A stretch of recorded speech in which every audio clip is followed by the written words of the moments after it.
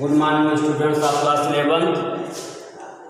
प्यारे बच्चों, हम रोज में लेसन फर्स्ट पढ़ा रहे थे और अब यह आज समाप्त हो जाएगा। इसमें केवल 2 स्टेंजा और बाकी हैं। देखिए, in the evening a change came over her. थोड़ा सा इसके पहले वाला भी देख लीजिए। But that was not so, लेकिन ऐसा नहीं था। After 5 years I came back home. 5 वर्षों के बाद मैं घर वापस आया। And was met by her at the station, और वह मुझे स्टेशन पर मिली। She did not look a day older.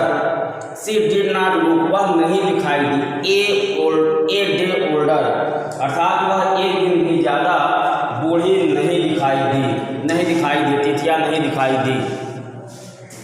She still had no time for words, and while she clasped me in her arm, I could hear her reciting her prayers.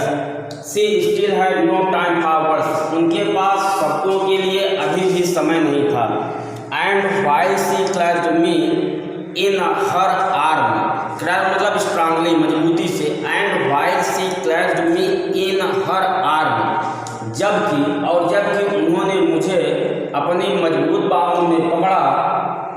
I could hear her reciting her prayers, मैं उन्हें प्रार्थना का जप करते हुए सुन सकता था, अर्थात मैं उन्हें प्रार्थना करते हुए सुन सकता था।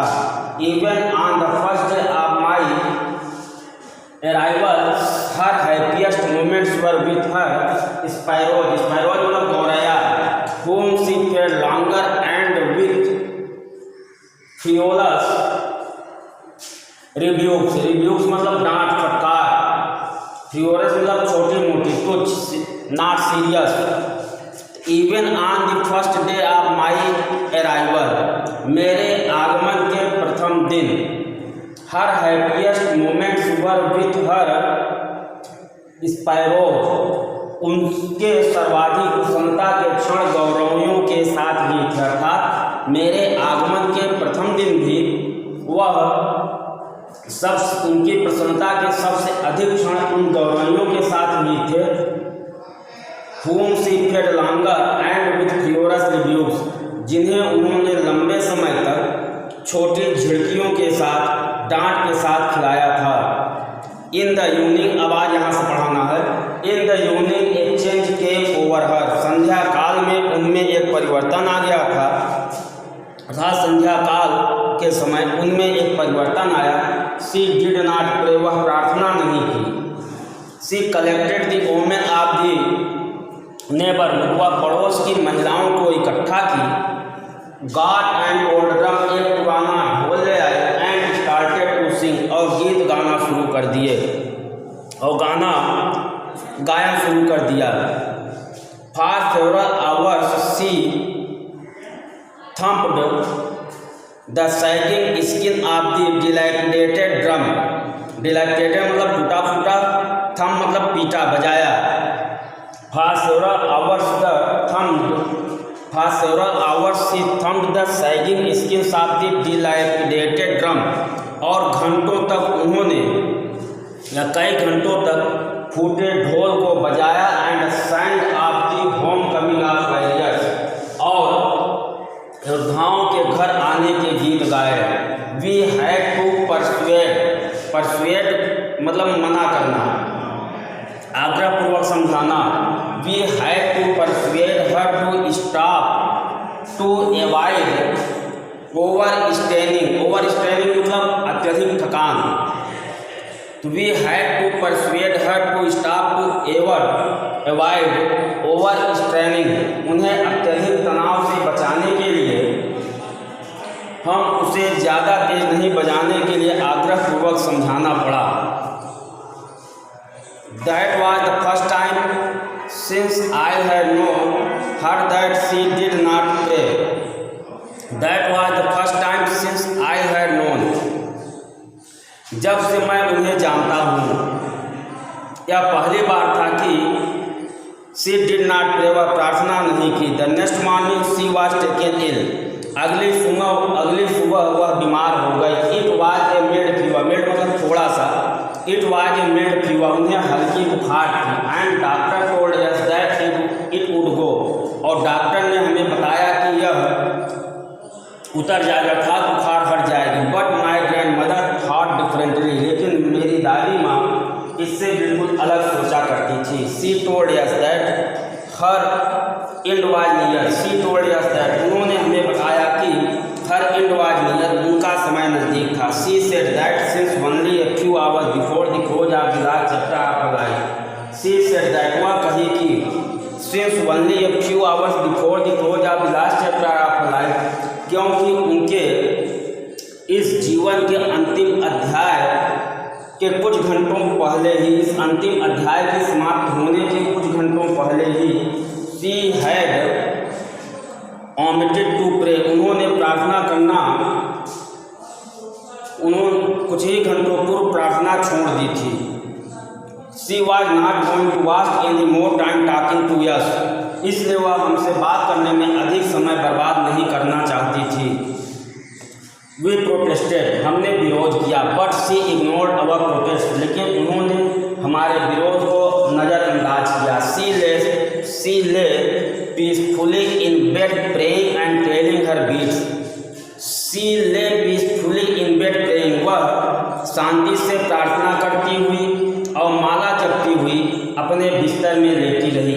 Even before we suspect, यहाँ तक कि हमारे आशंका करने के पहले ही her lips stopped moving, उनके होंठ हिलने बंद हो गए। And the rosary fell from her lifeless fingers, और माला उनकी निर्जीव उंगलियों से गिर गई। A peaceful pallor spread on her chest, and we knew that she was dead. A peaceful pallor spread on her chest, पहला मतलब पीलापन, तो एक शांत पीलापन उनके चेहरे पर फैल गया। And we knew that she was dead, और हम जान गए कि वह मर चुकी थी। We lifted her off the bed, हमने उन्हें बिस्तर से उठाया। एंड इज कस्टमरी, मतलब रीति रिवाज के अनुसार, laid her on the ground, और जैसा कि रीति रिवाज के अनुसार उन्हें जमीन पर लिटा दिया।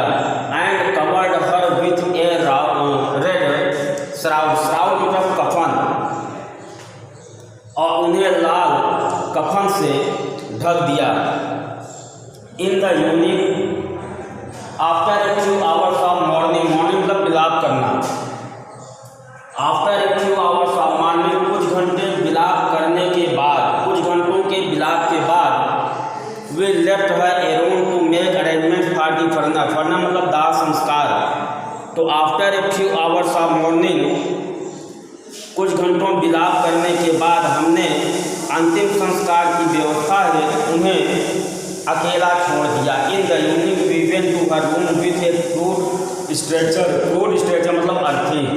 In the evening we went to her room with a crude stretcher to take her to be cremated, cremated मतलब भी दाह संस्कार, अंत्येष्ट करना। सायंकाल हम उन्हें अंत्येष्टि करने के लिए एक अर्थी के साथ उनके कमरे में गए। द सन वाज सेटिंग, सूर्य अस्त हो रहा था। And had lit her room and बरामदा with a blaze of golden light, और उसने उसके कमरे और बरामदे को सुनहरे प्रकाश से प्रकाशित कर दिया था। They stopped halfway in the courtyard, हम लोग आंगन के बीचों बीच ठहर गए। ऑल ओवर द बरामदा and in her room right up to where she lay dead and stiff wrapped in red shroud, stiff मतलब कठोर, पकड़ा हुआ, wrapped मतलब ढका हुआ। सारे बरामदे, ऑल ओवर द बरामदा एंड इन हर रूम, सारे बरामदे और उनके कमरे में। where she lay dead and stiff wrapped in red shroud, जहाँ तक वह मोटे लाल कपड़े में या कफन में लिपटी हुई पड़ी थी। Thousands of sparrows sat stretched on the floor, हजारों गौरैया फैले हुए फर्श पर बैठ गई। दिया वाज नो चिरूपिंग, वहाँ पे किसी प्रकार की चहचहाहट नहीं थी, अर्थात पक्षियाँ चहचहा नहीं, गौरैया चहचहा नहीं रही थी। We felt sorry for the birds, हम लोगों ने हम लोगों को पक्षियों पर दया आ गई। And my mother faced some bread of them, और माँ उनके लिए कुछ रोटियां ले आई, और मेरी माँ उनके लिए कुछ रोटियां ले आई। सी ब्रेक इनटू लिटिल क्रम्स, वह उनको छोटे छोटे टुकड़ों में तोड़ा। दी वे में ग्रैंडमदर यूज्ड टू, उसी तरह जैसे मेरी दादी माँ तोड़ा करती थी। And threw it to them, और उनके सामने डाल दिया गया। The sparrows took no notice of the bread, गौरैयों ने रोटी की तरफ देखा भी नहीं। When we carried my mother's crops off, जब हम दादी के शौ को ले गए, फिर भी carried my grandmother's crops off, जब हम लोग अपने दादी के शौ को ले गए, दे फ्लू अवे क्वाइटली, वे शांत पूर्वक उड़ गई। Next morning the sweeper swept the bread crumbs into the dustbin, अगली सुबह जमादार ने या झाड़ू लगाने वाले ने उन रोटी के टुकड़ों को कूड़ेदान में डाल दिया। प्यारे बच्चों, आज आप लोगों का एक फर्स्ट लेसन प्रोज का समाप्त हुआ, और कल अगली पोएम पढ़ाई जाएगी। एक फोटोग्राफ, एक लेसन प्रोज का, एक पोएट्री का और एक सप्लीमेंट्री का हो जाए तो फिर तीनों का साथ में क्वेश्चन आंसर लिखाया जाएगा। कल आप लोगों को पोएम पढ़ाई जाएगी, एक फोटोग्राफ।